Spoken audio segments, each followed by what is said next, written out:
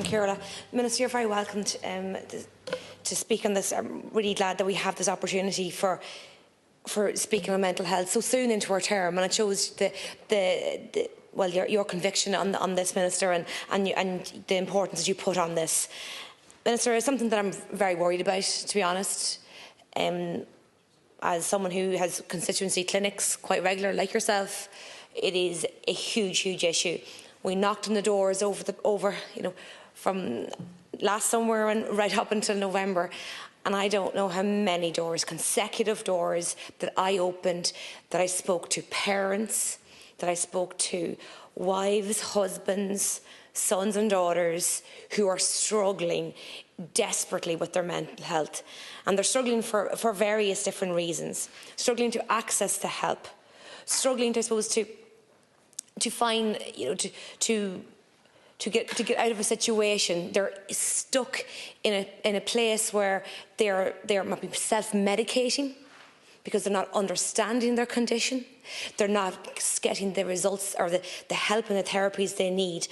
And it is something that is, I feel, Minister, that we're on the side of a cliff, hanging off. And there are so many young people, older people of every single age who are struggling. And in this chamber this evening, it was mentioned about young men and young women who have taken their lives and died by suicide. And it would be remiss of me to not to mention one particular person, and I have been dealing with this person's family and a group that has grown up around him to support the family and also to fight for improved mental health services, and that would be Mark Kavanagh. He died by suicide last year. Incredibly popular, well-known young man who was, he was synonymous with Dundalk Football Club and synonymous with the town of Dundalk. And that put shockwaves through Dundalk.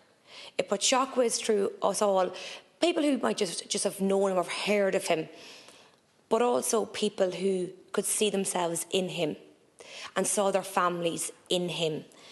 And Minister, if there's something that we do over the next couple of years in this House and in the departments and the HSE, we must look to see when those critical crisis trauma moments come along in someone's life, that there is a safe place for them to go to, and they are signposted and they are taken care of and they are minded and they're not let go out into the town of wherever they are, and they don't take their own lives.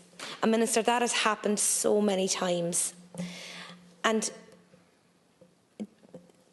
very often I hear from people who have been patients in mental health services, and they feel that, they weren't heard.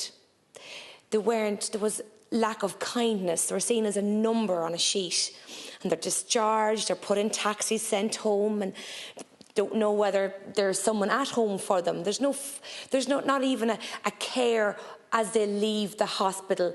And do you feel suicidal right now? Well, I don't. But what about 5 minutes? What about 10 minutes later? And quite often, it's in very soon after. And I think if we're going to change things, there are things that we can improve on. Signposting, for one. If you look up on the HSE website and you look towards how, crisis mental health, yes, it's emergency services, of course, but it's GP. But also, where can I go to? A&E is not a safe place for me. I can't go in there. I can't sit in there in that chaos that is an A&E. I need somewhere that will come, that I can go sit and taken care of. And Minister, I'm a mammy of 4 young boys. My eldest is 12. And I fear, because I see so many young boys, young men struggling for many different reasons. And we go bring it back to, our early years, and we have to build that resilience in. And that's not a Department of Health thing, but that is a societal thing, that's an education thing, that's a parent thing, that we try and build that resilience into our children and our young people, that they can fit for the crazy of this world. However, so many of us need treatment, need therapies and support, and we must help those people there and then when it happens. And Minister, I wish you the very best of luck, and I look forward to bringing through the Deputy Morris. Thank you, Deputy.